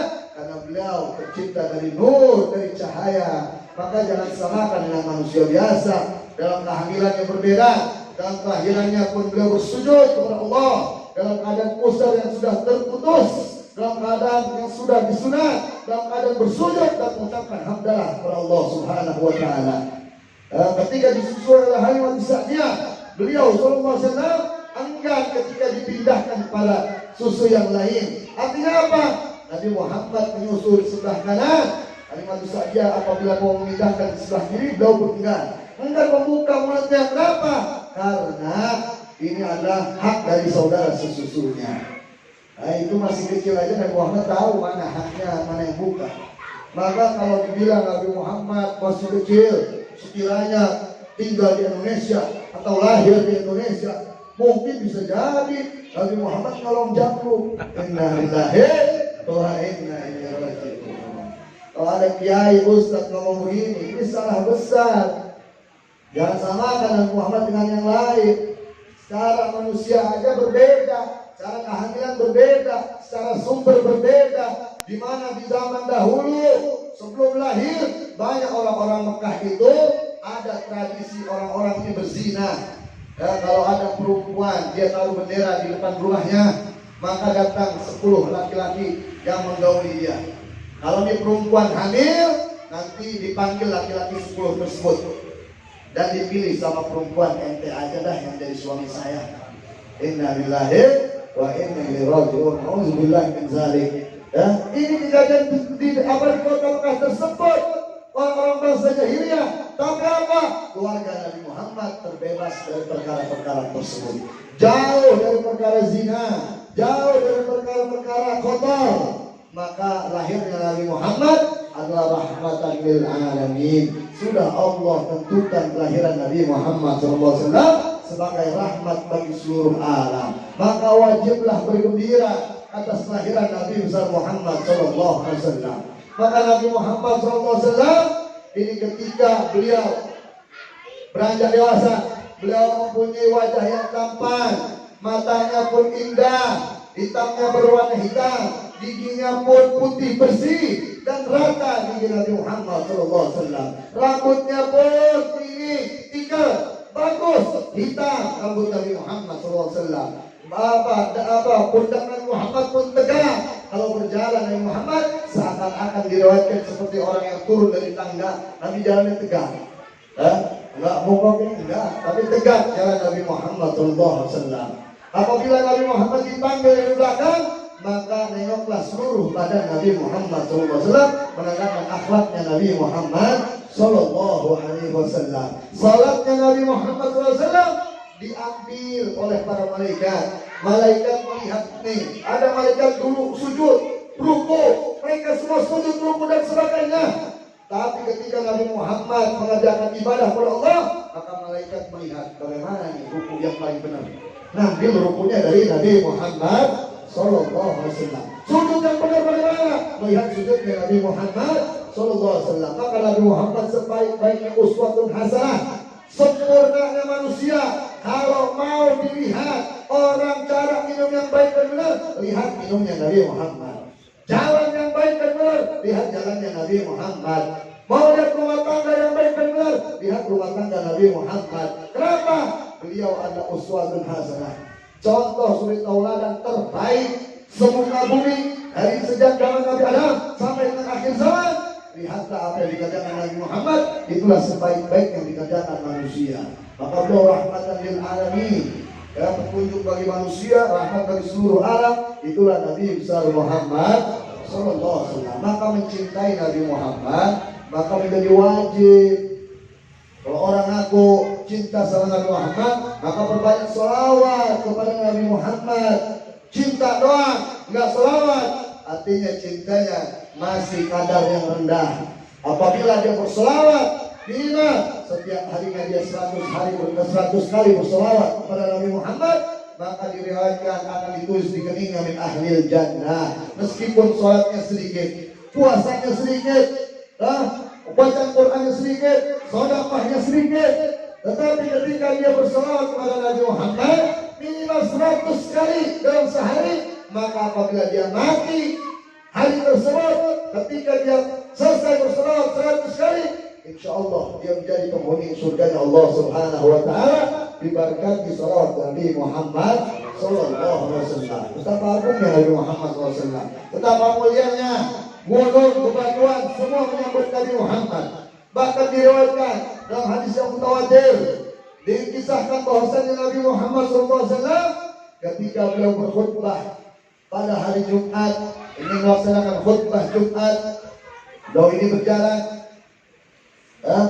kemudian beliau memegang satu tiang di sana, kemudian beliau pun berkhutbah sebagaimana biasanya. Tiang pohon yang menjadi penyangga dari masjid tersebut, Nabi mengucapkan khutbahnya terus-menerus. Dan ketika keesokan Jumatnya, kemudian Nabi pun dibuatkan mimbar oleh para sahabat. Kenapa? Sahabat mengatakan, ya Rasulullah, umat Islam semakin banyak di kota Madinah pada saat ini, sehingga kami tidak terlihat engkau ya Rasulullah ketika engkau berkhutbah. Maka dibuatkanlah mimbar oleh para sahabat. Dibuat mimbar. Ketika itu pun Nabi pun melewati batang pohon yang biasa Nabi pakai khutbah. Ini batang pohon menjadi penyangga masjid. Zaman dulu belum ada coran, ya, semua pakai pohon. Dan sekarang kan dicor buat jaga tuh atap masjid. Dulu pakai pohon penyanggahnya. Nabi melewati 7 langkah dari pohon tersebut menuju mimbar tersebut, dan Nabi berkhutbah sebagaimana biasanya. Ketika Nabi berkhutbah, di tengah-tengah khutbah terdengar bahwasanya tangisan seperti anak kecil. Anak kecil yang merengek tangisan tersebut, sehingga sahabat satu sama lain mendengarkan khutbah tersebut saling tengok-menengok. Siapa yang nangis ini? Anak siapa? Dicarinya anak-anak kecil yang nangis. Di dalam sana tidak ada, di dalam masjid, di luar tidak ada. Maka ketika itu pun Nabi Muhammad SAW menghentikan khutbahnya. Nabi turun dari mimbar tersebut, dan Nabi mengusap tiang masjid tersebut. Ternyata yang nangis ini tiang masjid. Yang nangis tiang masjid, saudara. Kenapa? Tiang masjid ditinggalkan oleh Nabi Muhammad 7 langkah. Ini tiang masjid yang kita kira nggak punya pikiran, yang kita kira nggak punya akal, nggak punya hati, tapi tiang masjid pun menangis. Manakala tahu ini tiang masjid, dia ditinggalkan nanti nggak bakalan megang lagi ini tiang ketika Nabi berkhutbah. Rindu tiang masjid ini dipegang oleh Rasul, menangislah tiang masjid tersebut. Maka ketika diucap oleh Nabi Muhammad, berbicaralah dan didengar oleh semua sahabat di dalam masjid tersebut berbicara Nabi dengan tiang masjid tersebut. Makanya hadisnya hadis mutawatir. Hadis mutawatir ini diriwayatkan lebih dari 10 orang yang meriwayatkan. Bahkan 40 orang lebih ini hadis mutawatir yang meriwayatkan. Sehingga apa? Sehingga jelas ini hadis didengarkan oleh yang lain. Maka Nabi pun mengatakan kepada tiang masjid ini, wahai sebatang pohon, maukah kau hentikan tangisanmu? Aku akan beri 2 pilihan, kata Nabi Muhammad. Kalau kau hentikan tangisanmu, kau mau pilih yang mana? Mau aku tancapkan lagi ke bumi sehingga kau akan tumbuh sampai akhir zaman nanti, tumbuh lagi lebat. Yang kedua, ataukah kau nanti akan bersamaku di dalam surganya Allah Subhanahu wa ta'ala? Maka tiang masjid ini mengatakan, aku ingin bersamamu di surganya Allah Subhanahu wa ta'ala. Menjadi sebab sahabat naik tiang masjid. Tiang masjid atau pohon yang udah ditebang, nggak lagi nempel akarnya ke tanah, yang kita kira nggak manfaat lagi kecuali bermanfaat untuk ini dan itu. Tetapi tiang ini pun menangis. Karena apa? Karena rindu pada Nabi besar Muhammad Sallallahu Alaihi Wasallam. Lalu ekspresi rindu kita bagaimana? Ya selawat sebanyak-banyaknya. Itu ekspresi rindu kita sebagai umat Nabi besar Muhammad Sallallahu Alaihi Wasallam. Maka dia mengatakan, berarti sholawat itu kan isinya adalah mendoakan Nabi. Ada orang nih yang nggak paham menanya. Berarti kalau kita doain Nabi belum selamat. Redaksi sholatnya Allahumma sholli ala Sayyidina Muhammad. Ya Allah, berikanlah kemuliaan, kesejahteraan, keselamatan atas Nabi Muhammad Sallallahu Alaihi Wasallam. Redaksinya kan begitu, didoain Nabi. Sedangkan tuh Nabi Isa, nih orang-orang Nasrani, itu menjadi juru selamat. Kok benar Nabi Muhammad aja masih didoain, apakah dia bisa ngasih syafaat? Justru Allah menjadikan syariat umat Nabi Muhammad dengan adanya sholawat adalah sebesar apapun kita mengagungkan Nabi Muhammad, tidak akan menyentuh yang namanya kemusyrikan. Maksudnya gimana deh? Redaksi sholawat adalah redaksi doa, yang doa tersebut akan kembali kepada kita. Antum memuliakan Nabi Muhammad dengan kata-kata apapun. Bahkan Al-Habib Ali Al-Habsyi, saya Muslim mengatakan, apabila banyak para pujangga berkumpul yang ahli membuat syair, dia ambil tinta dari isi lautan dan dia jadikan pepohonan itu penanya, niscaya lautan hadis, pohon hadis masih kurang untuk memuliakan Nabi besar Muhammad SAW lewat kata-kata. Artinya dengan seagung apapun kita muliakan Nabi Muhammad, dengan kata Sayyidul Mursalin, ataupun kata-kata yang lebih mulia, yang lebih indah, lebih agung, tidak akan sampai tingkat kemusyrikan. Kenapa? Karena adanya sholawat. Kok bisa deh? Iya, sholawat redaksinya kita mendoakan Nabi Muhammad. Hakikatnya bukan kita mendoakan Nabi Muhammad, karena sholawat perintah Allah. Sholawat perintah Allah. Ketika ayat sholawat ini turun, Nabi pun bersujud kepada Allah. Sujudnya seperti apa? Lama Nabi sujudnya, sampai Nabi dilihat oleh sahabat sepertinya meninggal dalam sujud. Nabi bersyukur karena Allah menurunkan ini sholawat untuk umat Nabi Muhammad. Kenapa demikian? Dalam redaksinya, ayyuhalladzina amanu shallu alaihi wa sallimu taslima. Apabila ayat dimulai ya ayyuhalladzina amanu, maka ayat tersebut ayat yang penting. Ya ayyuhalladzina amanu kutiba alaikumusiyam. perintah puasa penting buat kehidupan dunia kita, sehat pada kita. Ya enggak? Metabolisme tubuh kembali lagi. Kenapa? Perintah Allah. Ayat ya ayo lagi amanu sekarang, hei, kalau nggak mau beriman nih kerjain ini. Ini bagus buat ente dan ini bakal bermanfaat di akhirat. Orang yang berpuasa, baik di bulan Ramadan ataupun puasa-puasa sunnah, ada satu pintu khusus untuk orang yang berpuasa. Ya ayyuhalladzina amanu idza qumtum ila shalah faghsilu wujuhakum. Menjadi syarat sholat maka diawali dengan ya ini ayyuhalladzina amanu. Ini ayat wudu menjadi syarat sahnya sholat. Buat tubuh apa? Buat tubuh akan bersih, tubuh kita jauh dari penyakit. Orang-orang yang berwudu di akhirat bakal bercahaya tangannya, kakinya bercahaya, wajahnya bercahaya. Maka Allah kumpulkan orang-orang yang ahli dalam wudu. Dia menjaga wudu, Allah kumpulkan khusus orang-orang yang senantiasa menjaga kesuciannya. Ya akhir di dunia bermanfaat, di akhirat bermanfaat. Ya ayyuhalladzina amanu kutiba alaikumul qisas. Hukum qisas bermanfaat untuk urusan dunia dan bermanfaat di akhirat. Dan segala macam ayat yang dimulai dari ayyuhalladzina amanu ada manfaatnya di dunia dan manfaatnya di akhirat. Ya, jadi jelas ketika ayat sholawat ini perintahnya ya ayyuhalladzina amanu bukan untuk Nabi Muhammad tapi untuk kita manfaatnya. Jelas ya? Jelas ya? Jelas ya? Jadi kenapa? Apa hubungannya tadi itu? Sholawat yang Nabi Muhammad ketika kita puji tidak akan Nabi Muhammad ini sampai kita puji pada titik kemusyrikan karena adanya sholawat. Maksudnya karena Nabi masih kita akui sebagai makhluknya Allah, tetapi makhluk yang paling mulia. Nggak mungkin kalau kita doain Allah. Coba redaksi doa, ya Allah semoga engkau tambah agung, semoga engkau tambah besar, semoga engkau tambah mulia, semoga engkau tambah berjaya. Nggak bisa, Allah yang kasih kemuliaan, Allah yang kasih keagungan, Allah yang kasih segala macam. Karena apa? Allah adalah Rabbul, Allah adalah Tuhan, yang lain makhluk, semua diberikan oleh Allah. Nggak bisa makhluk mendoakan Khalik, sang pencipta, salah kaprah. Makanya kita lewat jalur Nabi Muhammad Sallallahu Alaihi Wasallam. Jadi nggak mungkin kita dikatakan orang yang boleh syair-syair yang dibaca akan mendekati kemusyrikan dan sebagainya.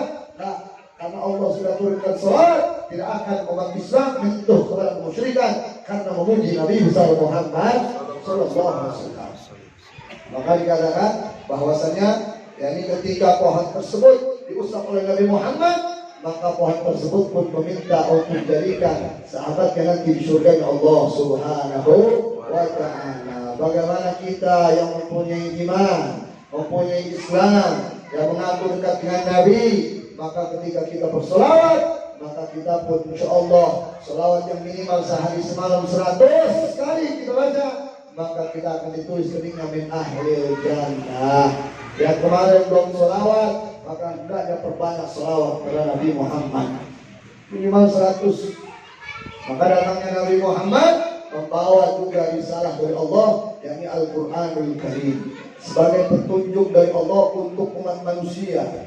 Dikirim oleh malaikat Jibril kepada Nabi Muhammad.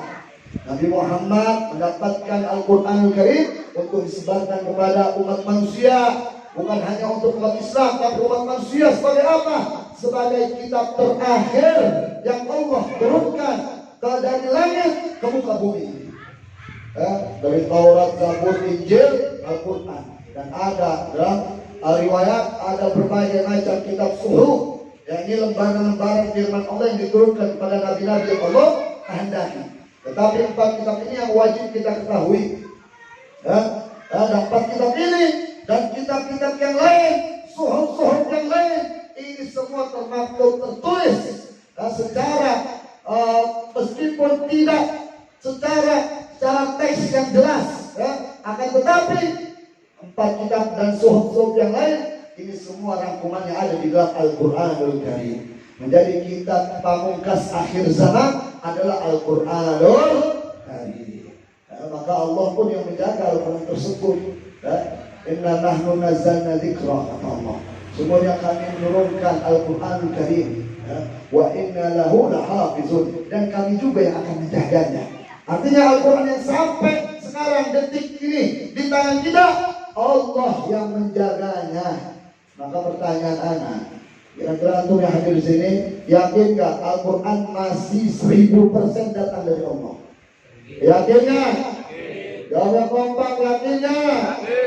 Al-Quran masih murni, yakin? Yakin? Takbir. Jadi yakinin Al-Quran. Yang pertama yakini Al-Quran ini datang melalui malaikat Jibril, yakni dari Nabi Muhammad dari Allah ke malaikat Jibril Nabi Muhammad, kemudian disebarkan sampai detik ini Al-Quran masih murni sebagaimana zamannya Nabi Muhammad sallallahu alaihi wasallam. Kemudian Al-Quran ini perlu penafsiran, karena banyak ayat-ayat yang harus ditafsirkan. Karena ada ayat mutasyabihat, ada ayat muhkamat, ada ayat yang perlu ditafsirkan, ada ayat yang jelas. Nah maka Nabi Muhammad penjelas dari Al-Quran. Maka apa-apa yang datang dari Nabi Muhammad datang dari Allah Subhanahu wa ta'ala. Yang datang dari Nabi Muhammad datang dari Allah. Yakin kalian? Apa-apa yakin tidak? Yang datang dari Nabi Muhammad datang dari Allah. Yakin tidak? Takbir. Kenapa? Kita udah lihat sejarah ini, Nabi Muhammad makhluk mulia, makhluk yang agung, digelari Al-Amin sampai dianggap menjadi Rasul, dan Nabi menyebarkan Al-Quran sampai detik ini Allah yang menegaskan Al-Quran tidak akan bercampur sampai akhir zaman. Ya, karena Allah yang menjaga Al-Quran tersebut. Meskipun ada orang yang ingin menambah, mengurangi, tetap banyak menghafal Quran yang membenarkan daripada hal-hal tersebut. Kenapa? Itu salah satu Allah menjaga cara agar Al-Quran tetap murni. Akidah Islam datang perintah dari Allah, kemudian kepada Nabi Muhammad dan Nabi-Nabi sebelumnya pun sama berakidah seperti akidahnya Nabi Muhammad SAW. Artinya agama dari zaman Nabi Adam alaihissalam sampai dengan zaman Nabi Muhammad satu agamanya. Apa? Agama Islam. Jelas. Jadi satu agamanya, agama Islam. Maka Nabi katakan bahwa ada khairun nas qarni, kata Nabi Muhammad, ya. Sebaik-baiknya manusia adalah kurun, ini waktu ketika zamannya aku, kata Nabi Muhammad. Siapa itu? Para sahabat. Kemudian yalunahum, kemudian siapa? Zaman setelahnya, tabi'in. Kemudian siapa lagi? Kemudian yalunahum, zaman tabi'in. Nah, kurun 3 waktu inilah yang menjadi patokan ajaran Islam masih murni. Jelas ya? Kita Ahlus Sunnah wal Jamaah, kita senantiasa guru kita bersanad sampai kepada mereka tabi'in, sampai kepada tabi'in, sampai kepada Rasulullah sallallahu alaihi wasallam. Jadi apa yang kita pelajari hari ini masih murni ajaran yang datang dari Rasul, yang perintah Allah Subhanahu wa taala. Wajib untuk kita yakini Al-Quran itu hak, Nabi Muhammad hak, kurun 3 waktu tersebut adalah hak. Kenapa? Karena datang dari Nabi Muhammad SAW. Informasi kurun waktu tersebut, ulama-ulama tersebut bisa dipertanggungjawabkan tentang keilmuannya. Kira-kira jelas ini? Jelas ini? Anehnya zaman sekarang orang ini punya pendapat berbeda.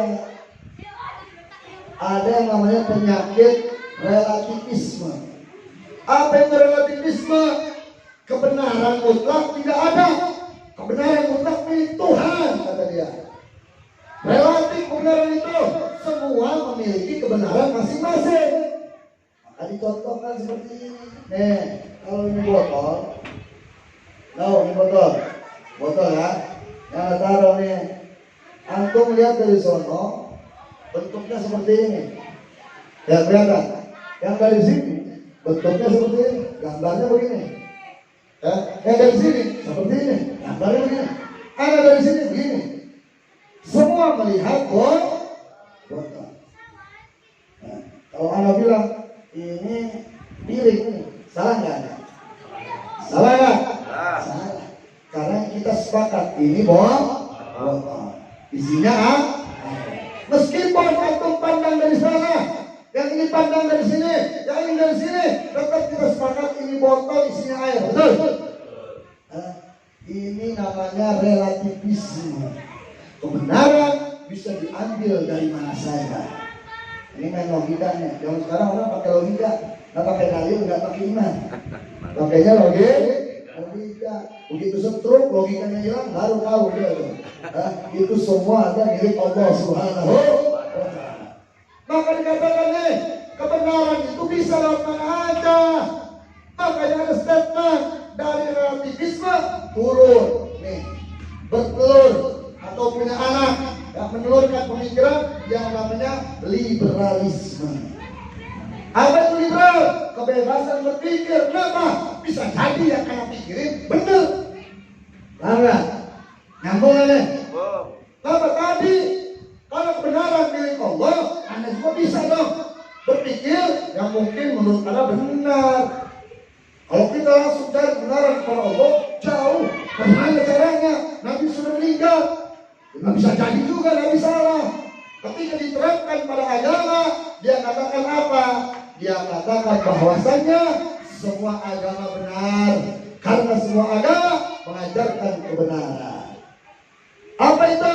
Ini bertelur lagi dari liberalisme, namanya pluralisme. Yang mengatakan semua agama benar. Belum lama kan ada nih Abri yang ngomong gitu. Benar? Benar? Ini Abri ngomong semua agama benar. Atau dia di mata Tuhan semua benar, tidak ada yang salah. Palu menyang.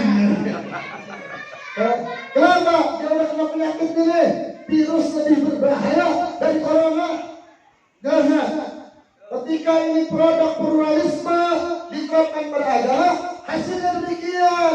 Bisa jadi agama Islam benar, agama yang lain yang salah. Atau sebaliknya, bisa jadi agama lain yang benar, agama Islam yang salah. Ataupun bisa jadi dia benar, kita benar. Karena kebenaran milik Tuhan yang Maha manusia yang mampu menyentuhnya. Mikir lagi. Secara omongan benar juga ini orang. Betul nggak? Logika lagi diacak-acak nih. Betul nggak? Kenapa? Emang itu bisa nih nafsirin Al-Quran. Oh, kalau dalam hukum relativisme boleh-boleh aja. Kenapa demikian? Ya terserah saya. Yang penting saya anggap ini benar, maka menjadi benar buat saya. Buatlah tafsir. Ada tafsir di kampung apa nih namanya? Cisaupa. Keluar tafsir Cisaupa. Ustadznya Ustadz A. Ada tafsir Caimin. Oh tafsir ini. Oh ada tafsir Caimin RT2. Tafsir Caimin RT1. Ya karena tergantung kiainya itulah yang buat tafsirnya. Kenapa? Kebenaran milik bersama. Kalau begini kacau deh. Kacau nggak? Kacau saudara. Agama satu-satunya dari zaman Nabi Adam sampai dengan akhir zaman. Allah yang sudah tegaskan alillahu dinul khalis. Hanya milik Allah lah agama yang murni, yang suci, yang tidak terkena apapun. Karena Allah yang menjaganya. Apa itu? Inna dina indallahil Islam. Hanya satu agama di sisi Allah hanyalah agama Islam. Dan Nabi mengatakan ana awalul Islam wa akhirahum bil ba'ats. Saya yang pertama kali Islam dan saya terakhir diutus oleh Allah. Agama sebelumnya berarti Islam juga. Tapi ada agama Kristen, ada Yahudi, ada Konghucu. Di Indonesia mana lagi agama Bahai saudara. Kacau ini datang dari mana tadi? Relativisme, liberalisme, pluralisme. Liberalisme menelurkan pluralisme dan juga yang namanya hak asasi manusia. Maka semua berhak membuat agama masing-masing. Kenapa? Kebenaran milik Allah Subhanahu wa Ta'ala. Manusia belum bisa menyentuhnya. Gila sebenarnya kayak gitu. Kenapa kita diajarin ikutin ulama-ulama kita? Karena kebenaran milik Nabi Muhammad SAW. Dari Nabi Muhammad yang diajarkan kepada para sahabat. Sahabat turun lagi tabi'in. tabiin. Ulama kita ngambil dari sini sumber-sumbernya, maka kebenaran mutlak pasti sampai kepada kita. Yang dapat kita ulama kita dari sanad-sanad ulama kita sampai kepada guru-guru kita, sampai kepada tabiin, sampai kepada Rasul, katakan itu kebenaran mutlak yang datang dari Allah Subhanahu wa Ta'ala. Jelas gak? Jelas gak? Berarti doktrin agama Islam mengatakan agama yang benar hanya Islam. Jelas. Coba sekali lagi, agama yang benar hanya Islam. Jangan gombal, agama yang benar hanya Islam. Islam. Agama yang lain gimana, Fit? Secara akidah, doktrin kita katakan tidak benar. Oh, ini namanya radikal. Nah, dulu ada yang namanya pluralisme, ada yang namanya pluralitas. Nah, ini pluralitas adalah kita bersosialisasi antar agama, wajib. Sosial kita antar agama wajib. Kita punya tetangga ada Kristen, sakit dia, kita yang Islam wajib bantuin. Kasih obat, kasih makan. Jangan kita, oh Kristen jadi, dia mati sekali. Nah itu, Nabi yang contohkan itu. Ya, bantu dia. Ada yang miskin bantu. Ini namanya pluralitas. Tapi secara akidah nggak boleh. Ketika dia Natal, datang ke rumahnya, selamat Natal. Kacau tidak? Kacau tidak? Jangan sekarang orang banyak datang ke gereja pas waktu Natal. Dia bilang apa? Haleluya. Haleluya. Oh, dia bilang selamat hari lahir Yesus Kristus. Oh, ini selamat Natal. Selamat Natal kan hari lahir Yesus Kristus sebagai anak Tuhan. Dia katakan demikian. Ketika lebaran, dia lebaran. Ketika orang Natal, dia ikut Natal. Oke, kacaunya nih. Akhirnya dia nanti punya ritual agama. Ketika Natal, dia datang ke gereja. Ketika Buddha, datang konten. Ketika Bahagi, datang. Atau datang lagi agama, pakai kau bukan. Kalau ini tambah kacau negara kita. Udah tegasin aja agama di dalam tatanan Indonesia. Ya udah tetapkan agama hanya dijadikan yakni lima agama. Selebihnya agama yang masuk ke sini tanpa adanya persetujuan dari rakyat Indonesia maka diharamkan. Kenapa? Bisa merusak akidah umat Islam dan umat agama yang lainnya. Kan begitu jelas. Oh ini enggak, agama semua benar. Terdapat agama Maradona dengan kriteria. Yo, Maradona yang udah mati dibikin agama Maradona. Ayo babak kamu pas mati bikin agama bangun. Aduh kacau kalau begini. Artinya pluralisme membuat rusak akidah umat Islam. Ya, ketika Nabi didatangi oleh orang-orang kafir pada saat itu. Pada saat itu mereka menawarkan bahwasannya bagaimana wahai Muhammad apabila hari ini kau beribadah kepada Tuhanmu maka kami akan ikut ibadah kepada Tuhanmu dan esok hari ketika aku beribadah dengan Tuhanku engkau berikut dengan Tuhanku, kita berbagi Tuhan, berbagi Tuhan. Padahal orang kafir di masa Rasul pada saat itu ada yang dibikin Tuhan ini, ada yang bikin dari kayu, dibikin patung tuh. Ada yang bikin dari roti. Kalau lapar dia kontak Tuhan saya minta rezeki. Kalau datang juga ini Tuhan makan dulu dah, dimakan dulu. Ada yang orang kaya kalau perjalanan musafir jauh, dia beli patung kecil buat disembah jalanan. Tuhan yang bawa, tahu ketinggalan. Yang miskin jual di patung Tuhan mahal. Ada di sana. Caranya diambil 3 batu 3 yang paling bagus ini dijadiin Tuhan. Yang 2 ini pendamping Tuhan. Yang 2 boleh pakai buat istinja. Kalau dia mau cebok boleh pakai nih. Tapi yang paling bagus nggak boleh. Kenapa? Tuhan. Pakai sama dia cebok nih. Begitu di perjalanan lagi dia lihat ada batu bagus aja. Dia ambil yang tadi pakai cebok dibuang. Ya, ganti sama batu yang paling bagus lagi. Nah, ini jadi Tuhan yang baru nih. Yang tadi yang jadi Tuhan yang nggak boleh pakai cekok, bisa dipakai cekok. Itu agama yang terjadi di zaman jahiliyah. Maka ketika Nabi ditawarin, wahai Muhammad SAW, maukah engkau ini hari ini kami menyembah Tuhanmu, besok kami menyembah Tuhan kami, engkau pun ikut sembah Tuhan kami. Maka dikatakan apabila engkau berikan matahari di kanan, engkau berikan bulan sebelah kiri, maka lakum dinukum. Kami tolak saudara. Ini yang dikatakan oleh Abu Jahal, Abu Lahab, Abu Gosok. Dikatakan oleh mereka dia mengiming-imingi Nabi. Artinya apa? Bapak pluralisme Abu Jahal, Abu Lahab, sama Abu Gosok dan Abu Janda. Jadi itu dia, zaman sekarang orang lagi diacak-acak dia punya akidah. Gak boleh, ini haram, dalam Islam haram. Bahkan ada dengar kemarin di Sukabumi ada pelajaran wawasan kebangsaan. Wawasan kebangsaan dari salah satu ormas atau instansi apa gitu.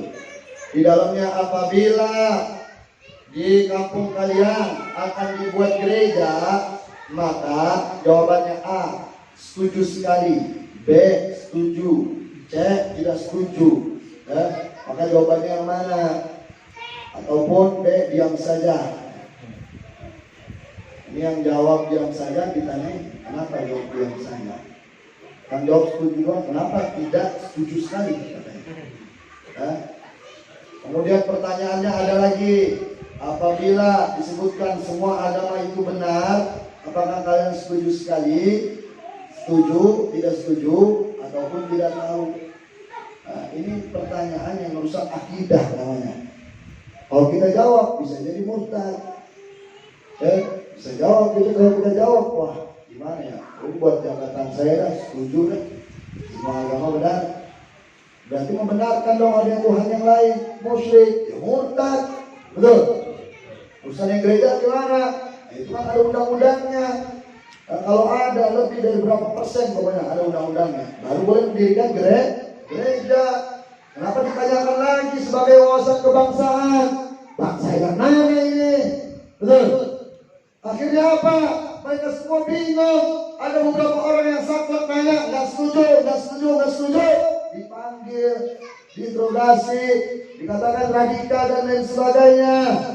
Ini udah ada saudara, udah ada mulai seperti ini. Artinya gerakan liberalisme udah ada di hadapan kita, sudah nyata di hadapan kita.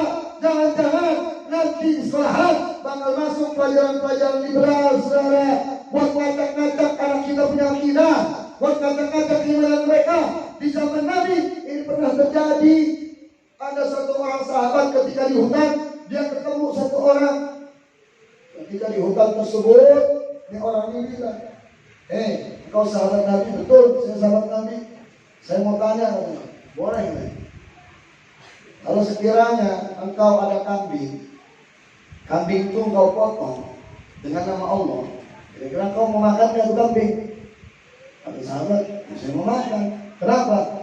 Karena saya potong dengan nama Allah Subhanahu wa ta'ala.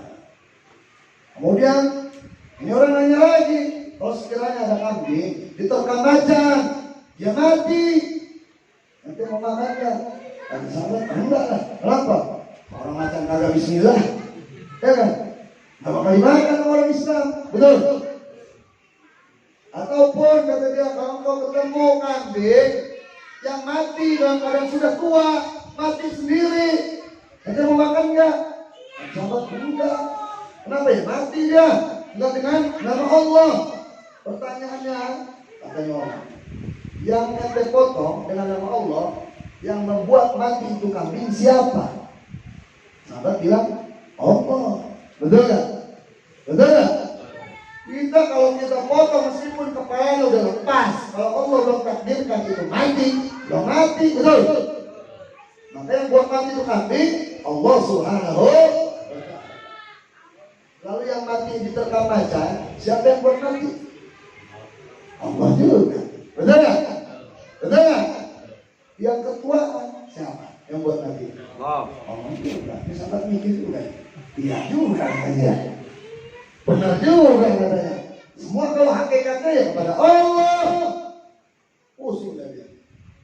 Datang ke Nabi, ya Rasulullah, saya ada pertanyaan. Begini ketemu orang di hutan seperti ini. Kata Nabi, ente lagi ketemu sama setan. Setan yang berubah menjadi manusia yang ingin merusak ente punya akidah. Oh, jadi dijawab nggak usah terjadi. Orang gila kan? Setan namanya kan? Betul. Kemudian datang lagi ke orang di majlisnya Rasul. Dia datang, dia nanya, duduk di hadapan Nabi.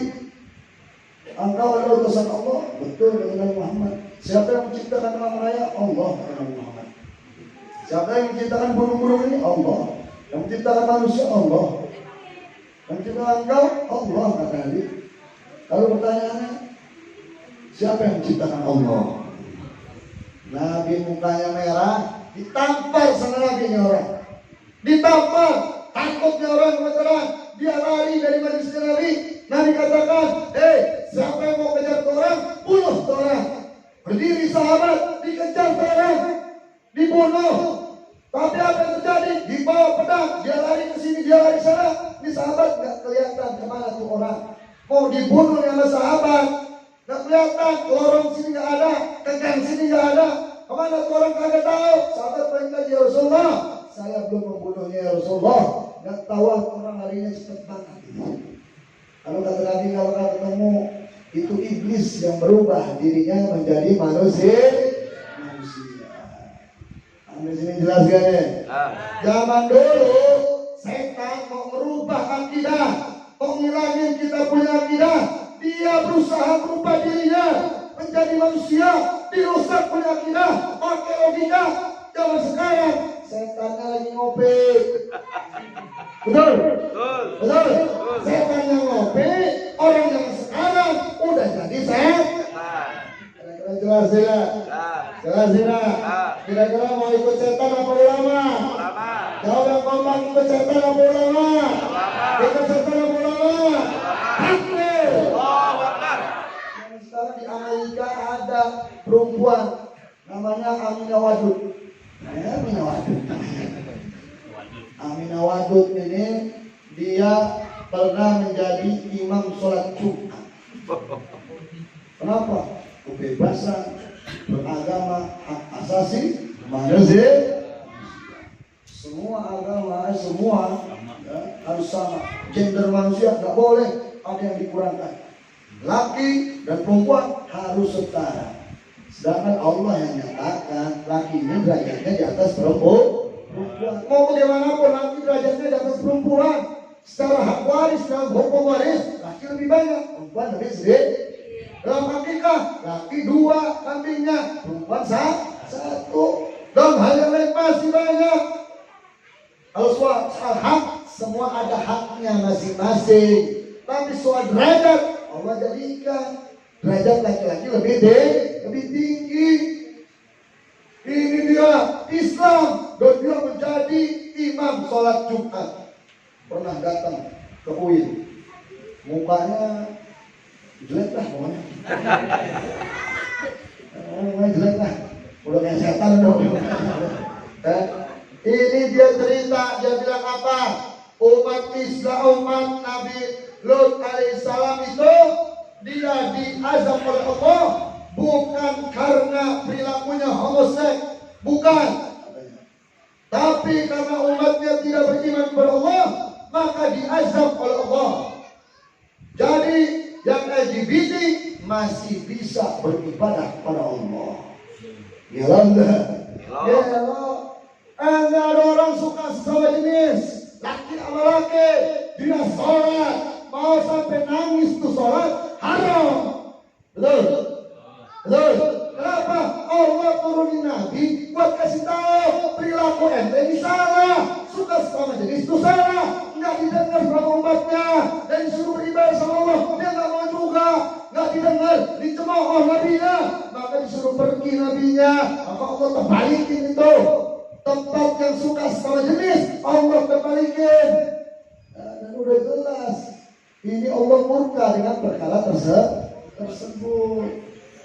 Ujung-ujung dikatakan bahwasanya ini kaumnya Nabi Lut mati bukan karena dia homoseks, tapi karena dia tidak beriman sama Allah, maka dihancurkan.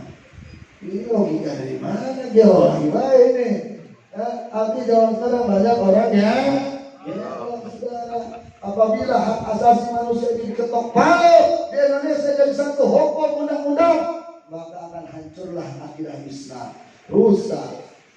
Sekitar 7 tahun 8 tahun yang lalu, Habib Rizik dengan kawan-kawan ini melawan undang-undang yang semacam ini, dirongrong oleh orang-orang liberal. Ada yang namanya buku fikih lintas agama, juga ini fikih lintas agama, dikeluarin dari orang-orang yang ngerti syariat Islam. Di dalamnya apa? Boleh nikah yang Kristen dengan yang Islam, ya boleh nikah. Yang sesama jenis boleh juga, yang lintas agama pun boleh. Dan segala macam hukum-hukum yang ada dirusak semua. Pakai apa? Pakai dalil Quran, pakai dalil hadis. Dia pakai semua referensinya dari Quran dan hadis. Tapi dia mau rusak Islam lewat hal tersebut. Makanya ketika seminar ada, anak ikut seminarnya. Anak kuliah di UIN pengen tahu ini orang-orang liberal gimana sih kalau dia ngomong. Ternyata ada orang Islamnya, ada orang Kristennya, ada orang Budanya. Mereka bergandeng tangan. Dia bilang apa? Kalau surga milik orang Islam, surga berarti kecil. Dia juga. Berapa? Umat Islam cuma berapa persen dari sekian miliar yang ada di dunia.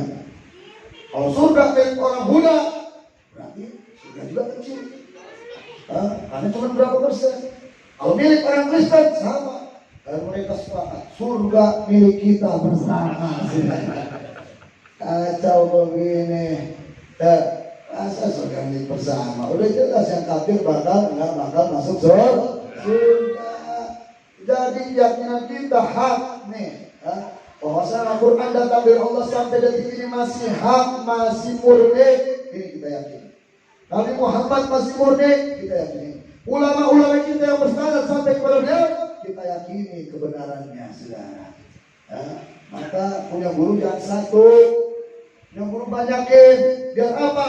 Mungkin guru yang ini belum sampai ilmunya sampai sana. Guru yang ini sampai tanpa mengurangi rasa hormat guru yang ini, tanpa mengurangi rasa hormat yang ini, kita semua muliakan guru-guru tersebut. Artinya dapat ilmu dari sini ambil, dapat ilmu dari sini ambil. Dapat guru ya ternyata yang berbeda, tanyakan sama guru yang satu. Bagaimana maksudnya ini? Apa sih yang maksudnya ini? Dan lain sebagainya. Ya, ilmunya guru hatu, guru itu doang. Begitu gurunya jadi nabi, dia ikut jadi malaikat. Kan kacau begitu. Maka hendaknya kita jaga akidah kita. Kenapa? Di momen Maulid ini Al-Baghdadi ingin sampaikan bahwasanya ini umat Islam sekarang lagi banyak diolok-olok. Dan Habib Rizik sudah berjuang dari dulu melawan itu undang-undang hak asasi manusia tentang gender, dilawan lewat juga hukum dan dibenarkan oleh Allah beberapa kali, bukan sekali. Itu hak secara gender itu berapa kali dijadikan rancangan undang-undang, dikasihin, digojlok, naik lagi, digojlok, naik lagi, sampai terus berdebat dan dibenarkan Islam. Nah, boleh katanya kalau misalkan laki-laki perempuan ini haknya disamai, ya, maka di rumah tangga suami dan istri adalah partner. Itu di situ dijelasin draft undang-undangnya. Laki dan istri adalah partner. Nggak ada yang bisa jadi kepala rumah tangga, nggak ada. Ini adalah partner seperti di tempat kantor, partner kerja. Maka apabila seorang suami mau datangin istri malam hari, ya, dia mau apa namanya? Dia mau hubungan intim sama istrinya, halal, betul, ya. Tapi kalau istrinya nolak, nggak, saya lagi capek, baru pulang kerja. Tetap sama suaminya dipaksa, terjadi hubungan intim, besoknya istri bisa lapor, Pak polisi, saya diperkosa, Pak polisi. Sama siapa kata polisi? Sama suami saya diperkosa. Loh, emang bagaimana kejadiannya? Seperti ini. Saya nggak ridho. saya diperkosa sama suami saya. Bang, ada undang-undangnya. Nih, undang-undangnya. Oh, suami salah berarti. Tangkap suami. Gara-gara perkosa istri. Kacau nggak kalau begini? Kacau. Ada kiai perempuan mau jadi imam sholat. Kata kiai nggak boleh. Haram perempuan jadi imam sholat. Oh, kiai undang-undangnya ada. Kiai saya laporin polisi. Kiai laporin polisi. Gara-gara apa nggak boleh perempuan jadi imam? Ditangkap kiai. Kan kacau kalau begini. Betul. Jadi kita minta kepada Allah. Ini hari ini kalau nggak salah tadi itu harusnya sidang kasasinya Habib Rizik di Mahkamah Agung. Tapi sampai detik ini belum ada beritanya. Kita nungguin dari pagi beritanya. Nah, tapi kita minta kepada Allah, ya mungkin tadi jam 12 kali. Kayak pemilihan umum ini. Biar umat Islam nggak nungguin pada tidur. Baru ketok palu. Wah, Habib Rizik 4 tahun. Innalillahi. Padahal apa kasusnya? Kasus main-mainan. Betul? Betul. Habib Rizik bilang, ditanya bagaimana kabarnya? Baik-baik saja, sehat-sehat aja. Betul ya? 4 tahun. Sekarang anak main ke rumah antum. Antum lagi pusing kepala. Tadi habis minum obat Panadol. Atau lagi meriang badan. Ya, tapi Habib yang datang, temuin Habib. Ada nanya, antum gimana kabarnya? Alhamdulillah Habib sehat. Iya nggak? Meskipun kita lagi sunnah itu sunnah saudara. Kita dalam keadaan apapun baik-baik aja itu jawab baik-baik aja itu sunnah. Memang diperbolehkan dalam Islam, bukan bohong. Kenapa? Agar itu menjadi doa. Biar kita jadi sembuh, baik, sehat. Dituduh bohong. Gelo enggak? Gelo.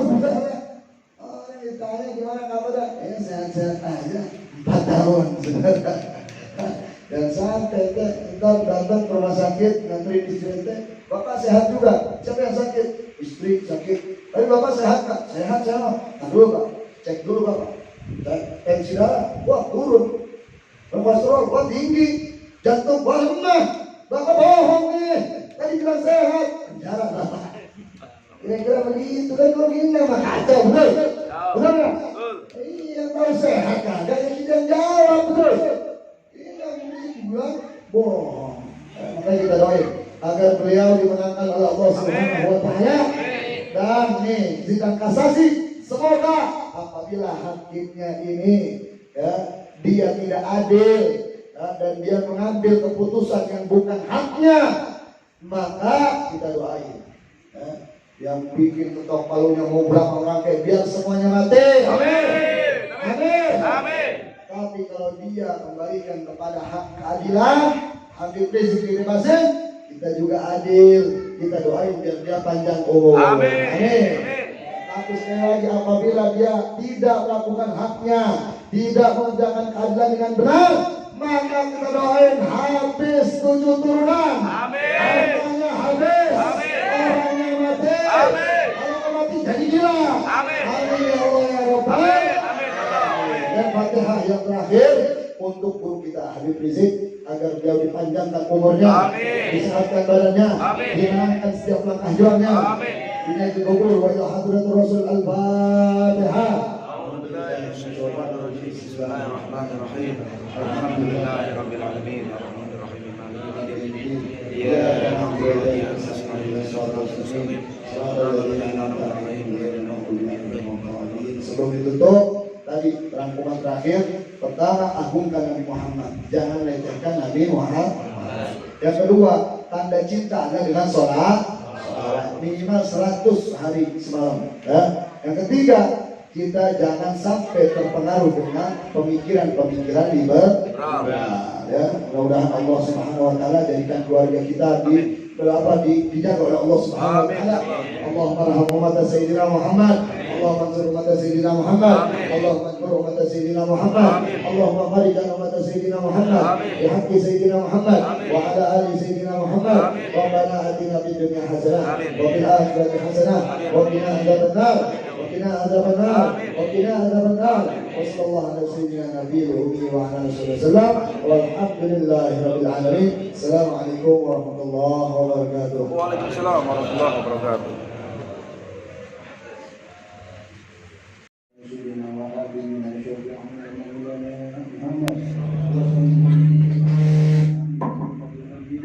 Ya Rabbana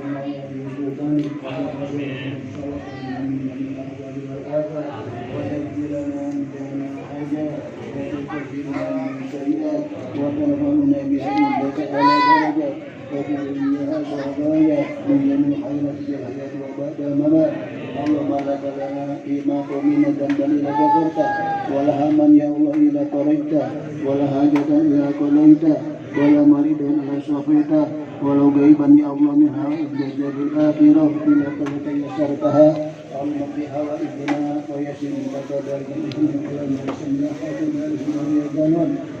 اللهم ربنا آتنا في الدنيا حسنة وفي الآخرة حسنة وقنا عذاب النار برحمتك يا أرحم الراحمين وسلام على المرسلين الحمد لله رب العالمين. صلوا على خير الأنام المصطفى بدر التمام صلوا عليه وسلموا يصفى لنا يوم الزحام صلوا على خير الأنام المصطفى بدر التمام صلوا عليه وسلموا. Takbir! Allahu Akbar! Sallu ala Nabi Muhammad!